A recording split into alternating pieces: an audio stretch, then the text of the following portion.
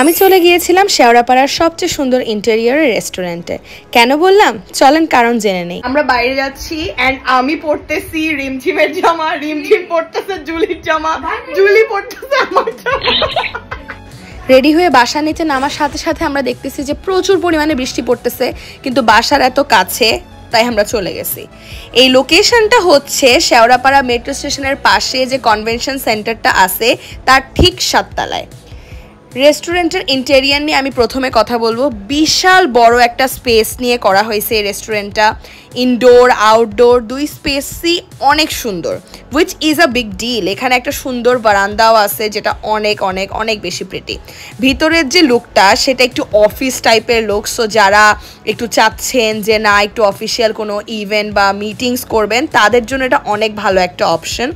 আউটডোরের যে লোকেশনটা সেটা রাত্রেবেলা আরও অনেক বেশি সুন্দর। আমরা যেহেতু বিকালবেলা গিয়েছিলাম, যার কারণে আমরা রাতেরও একটা ভিউ পেয়েছি। সেখানে বাচ্চাদের একটা প্লেগ্রাউন্ড টাইপেরও ছিল। বৃষ্টির কারণে খুব একটা বেশি আমরা এনজয় করতে পারিনি সেখানে, কিন্তু আমার ভাই মোটামুটি ভালোই এনজয় করছে। এরপর আমাদের কাছে মেনু চলে আসছে। ভাই রে ভাই, এত বেশি প্রাইসিং হবে এটার আমি জীবনেও চিন্তা করিনি। যাই হোক, অর্ডার দিয়ে যেহেতু বলছে টাইম লাগবে, তাই আমি একটু ছবি তুলতে চলে গেছি। ছবি যখন তুলতেছিলাম তখন আমাদের প্রায় 40 মিনিটস লাগাইছে তারা খাবারটাকে আনতে। ফাইনালি যখন তারা খাবার আনছে, অনেক খিদা লাগছে আমাদের।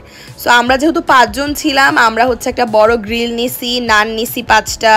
খাবার ওয়াজ ওকেশ। ফ্রেঞ্চ ফ্রাইয়ের মেয়োনিজটা অনেক বেশি লবণাক্ত। The chicken is good. Service চার্জটা ভালোই ছিল, প্রায় 65 টাকার মতো সার্ভিস চার্জ নেওয়া হয়েছিল। But at the end of the day আমি বলতে চাই, যদি আপনি শেওড়াপাড়ায় থেকে থাকেন, সো এখানে আপনি ভিজিট করতে পারেন।